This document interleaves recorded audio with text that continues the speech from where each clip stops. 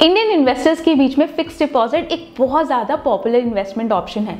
उसके 3 कारण हैं। पहला, सेफ्टी एंड सिक्योरिटी। आपको पता है बैंक में पैसा डाला, बैंक तो इतनी जल्दी डूबने वाली नहीं है, तो आपने जो डाला है वो तो आपको रिटर्न मिल ही जाएगा।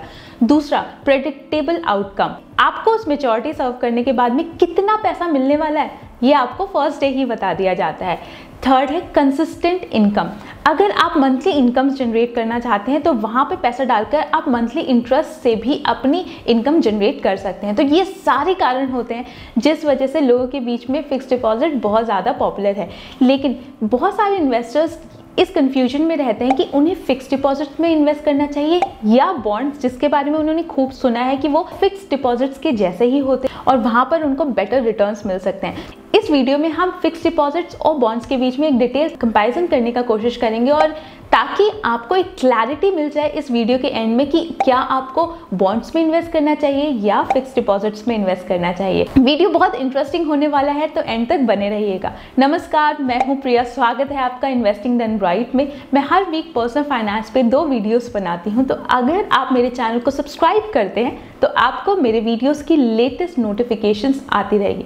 इससे पहले कि हम डिटेल कंपैरिजन करें बॉन्ड्स और फिक्स डिपॉजिट के बीच में, हम ये समझ लेते हैं कि बॉन्ड्स क्या होते हैं और फिक्स डिपॉजिट्स क्या होते हैं। फिक्स डिपॉजिट्स तो आपको पता ही है, अगर आपके पास थोड़ा ज़्यादा पैसा रखा हुआ है, आप उसको सेविंग अकाउंट में नहीं डालना चाहते या अपने फैमिली के लिए गोल प्लानिंग करना चाहते हैं, तो वो अमाउंट आप बैंक को दे देंगे।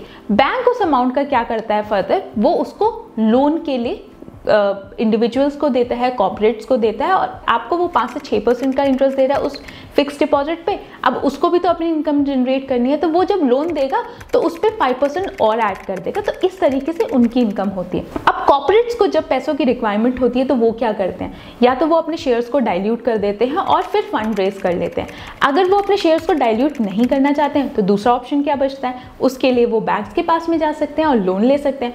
अब बैंक्स का लोन का इंटरेस्ट रेट तो बहुत हाई रहता है, तो वो क्या करते हैं, एक काम करते हैं, बैंक को साइड करते हैं। जो इन्वेस्टर्स हैं जो फिक्स डिपॉजिट करवा रहे हैं, ऐसा कीजिए, आप फिक्स डिपॉजिट मत कीजिए, वो amount as a fix deposit हम ही दे दीजिए। हम आपको ना बॉन्ड्स इश्यू कर देंगे, उसमें मैच्योरिटी भी लिखा रहेगा, आपको कितना इंटरेस्ट रेट मिलने वाला है आफ्टर मैच्योरिटी वो भी लिखा रहेगा, और आपको हम उससे बेटर रेट ऑफ इंटरेस्ट भी दे देंगे। बॉन्ड्स क्या होते हैं, कैसे इन्वेस्ट कर सकते हैं, इसके ऊपर मैंने एक डिटेल वीडियो ऑलरेडी बना रखा है, तो वो आप चेकआउट कर सकते हैं और आप बॉन्ड से रिलेटेड सारे टर्म्स के बारे में भी समझ पाएंगे। अब हम बात करेंगे कि फिक्स डिपॉजिट और बॉन्ड्स के बीच में क्या डिफरेंस होता है। सबसे पहले हम बात करते हैं कि बॉन्ड्स को इश्यू कौन करता है। बॉन्ड्स इश्यू करने के लिए गवर्नमेंट्स हैं, स्टेट गवर्नमेंट्स है, सेंट्रल गवर्नमेंट है, PSUs होते हैं, कॉर्पोरेट कंपनीज होती हैं जो कि बॉन्ड्स को इश्यू करती हैं। जबकि जो फिक्स डिपॉजिट्स होती हैं वो मोस्टली बैंकिंग इंस्टीट्यूशंस ही वो आपको ऑफर करते हैं। कोई भी बैंक्स हैं, पोस्ट ऑफिस हैं, NBFCs हैं, यही इंस्टीट्यूशंस फिक्स डिपॉजिट इश्यू करते हैं। अब हम बात कर लेते हैं क्या ये सेफ है, किस में सेफ्टी ज़्यादा है, कहाँ पर आपका पैसा नहीं डूबेगा। देखिए, बॉन्ड्स के केस में क्या होता है, जब ये कॉर्पोरेट्स या गवर्नमेंट फंड रेज करने के लिए बॉन्ड्स इश्यू करती है तो वो सिक्योरिटीज को एज ए एसेट रखती हैं, ताकि इन केस में अगर कुछ भी डिफॉल्ट होता है तो उन एसेट्स को सेल करके इन्वेस्टर्स को उनका पैसा वापस कर दिया जाएगा। तो यहाँ पर ऐसा नहीं है कि सेफ्टी कम होती है, यहाँ पर अच्छी खासी सेफ्टी मिल जाती है। अब बैंक्स के केस में ना इसकी रिक्वायरमेंट नहीं है, क्योंकि बैंक्स तो इतनी जल्दी डूबने वाली नहीं है, तो उनको अपने एसेट्स को गिरवी रखने की ज़रूरत नहीं होती है, और बैंक्स के केस में आपको 100% सिक्योरिटी मिल जाती है। यहाँ पर जो नेक्स्ट डिफरेंस आ जाता है वो आ जाता है इंटरेस्ट रेट। बैंक्स आपको 100% सिक्योरिटी दे रही है, आपको स्टार्टिंग डे पे ही बता देती है कि आपको एक मैच्योरिटी के बाद में इतना अमाउंट मिल जाएगा। वो ऐसा कैसे करती है, क्योंकि वो जब आपसे पैसा लेती है तो वो आपको बता देती है इतने पे आपको इतना मैच्योरिटी अमाउंट मिलेगा। वो लोन हम किसी कॉर्पोरेट को देते हैं, अगर वो कॉर्पोरेट डिफॉल्ट कर भी जाता है तब भी हम आपको आपका पैसा देंगे। तो काइंड ऑफ बैंक एक इंश्योरेंस भी प्रोवाइड करती है आपको आपके अमाउंट पर। इस वजह से जो बैंक के इंटरेस्ट रेट्स होते हैं कंपेयर टू बॉन्ड्स थोड़े कम होते हैं, क्योंकि फिक्स डिपॉजिट्स के केस में आपको एक एडिशनल सिक्योरिटी मिल जाती है। बॉन्ड्स के केस में आपको वैसा नहीं मिलता है। यहाँ पर भी क्रेडिट रेटिंग होती है, जिसके हिसाब से आप डिसाइड कर सकते हैं कि कौन से बॉन्ड में आपको इन्वेस्ट करना है। किसी भी बॉन्ड की क्रेडिट रेटिंग AAA है तो वो मोस्ट सिक्योर्ड है। जैसे टाटा है, टाटा स्टील है, इन्फोसिस है, विप्रो है, ये मार्केट में बहुत लंबे समय से हैं, तो ये कभी भी बॉन्ड्स को डिफॉल्ट नहीं करेगी। और यहाँ पर आपको 100% सिक्योरिटी मिल जाएगी। तो अगर इस टाइप के बॉन्ड AAA कैटेगरी के बॉन्ड्स आपको मिलते हैं तो आपको आप वहाँ पर आंख मूंद करके इन्वेस्ट कर सकते हैं।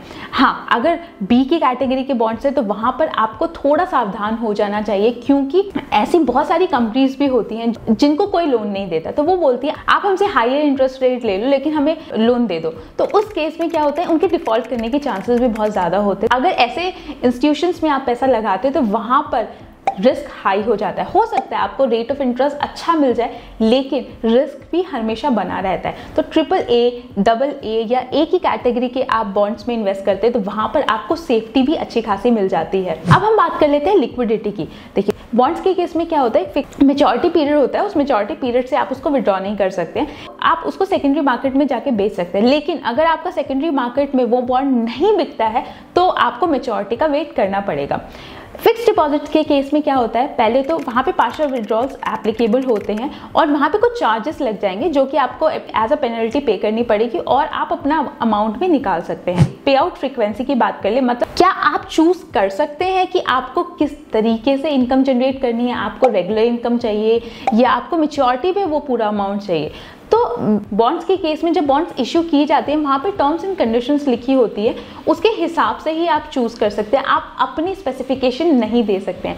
लेकिन फिक्स डिपॉजिट के केस में ना आप बता सकते हैं कि मेरे को मंथली इनकम जनरेट करनी है, मेरे को ऐसा वाला फिक्स डिपॉजिट दो, मेच्योरिटी के टाइम में पूरा अमाउंट चाहिए, आप चूज कर सकते हैं फिक्स डिपॉजिट के केस में कि आपकी पे आउट फ्रीक्वेंसी कैसे रहने वाली है। अब हम बात कर लेते हैं रिटर्न्स के बारे में। हमने बात की ना कि रिटर्न्स बॉन्ड्स में ज़्यादा रहते हैं लेकिन यहाँ पर रिस्क भी इन्वॉल्व होता है। फिक्स डिपॉजिट केस में आप वो एडिशनल रिटर्न कट ऑफ कर देते हैं ताकि आपको उस अमाउंट पे इंश्योरेंस मिल जाए और डिफॉल्ट के चांसेस कम से कम हो जाएं। अगर हम एक्सेसिबिलिटी की बात कर लें कि बॉन्ड्स में इन्वेस्ट करना आसान है या फिक्स डिपॉजिट में इन्वेस्ट करना आसान है, देखिए फिक्स डिपॉजिट में इन्वेस्ट करना तो बहुत ही आसान है। आप आराम से जाके फिक्स डिपॉजिट किसी भी बैंक, किसी भी पोस्ट ऑफिस, NBFC में करवा सकते हैं। लेकिन बॉन्ड्स में कैसे इन्वेस्ट करना है इसकी इंफॉर्मेशन अभी भी पूरी तरीके से अवेलेबल नहीं रहती है, तो लैक ऑफ अवेयरनेस के कारण कितने इन्वेस्टर्स बॉन्ड में इन्वेस्ट नहीं कर पाते हैं। अगर हम टैक्सेशन की बात कर लें तो बॉन्ड्स के केस में मल्टीपल कैटेगरी के बॉन्ड्स होते हैं, टैक्स फ्री बॉन्ड्स होते हैं, नॉन टैक्सेबल बॉन्ड्स होते हैं, in fact capital gain taxable bonds भी होते हैं।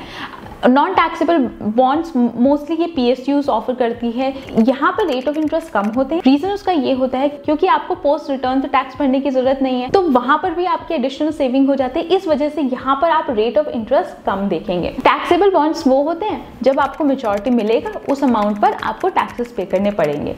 अब कैपिटल गेन टैक्सेस वाले बॉन्ड्स कौन से होते हैं, अगर आपको कोई कैपिटल गेन हुआ है, कैपिटल गेन टैक्सेस के हिसाब से आपको टैक्सेस पे करने पड़ेंगे। यहाँ पे भी मल्टीपल कैटेगरीज होती है।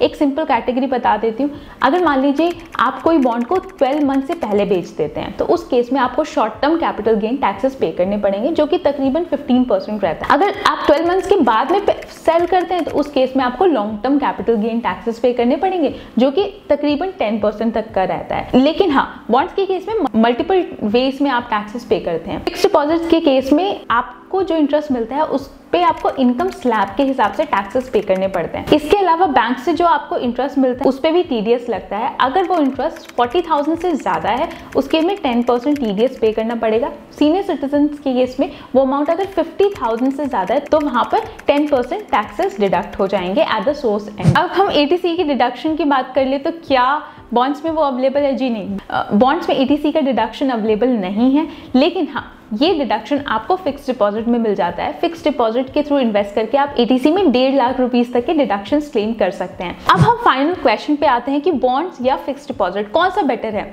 दोनों में ही मल्टीपल ऑप्शंस अवेलेबल है, दोनों ही सेफ है, दोनों में ही जो पे आउट फ्रीक्वेंसी है वो डिफरेंट टाइप की है और रिटर्न्स दोनों में ही मिल जाते हैं। हाँ, बॉन्ड्स में थोड़े कंपैरेटिवली बेटर रिटर्न आपको मिल सकते हैं। फिक्स डिपॉजिट के केस में आपको सेफ्टी एंड सिक्योरिटी थोड़ी ज्यादा मिल जाती है। इसके अलावा दोनों में ही मल्टीपल ऑप्शंस अवेलेबल है और दोनों में ही जो मैच्योरिटी टेन्योर्स हैं वो डिफरेंट टाइप के, तो वहां पर भी आपको मल्टीपल ऑप्शंस मिल जाते हैं। इसके अलावा अगर दोनों में इन्वेस्ट करते हैं तो आपका पोर्टफोलियो डाइवर्सिफाई हो जाता है।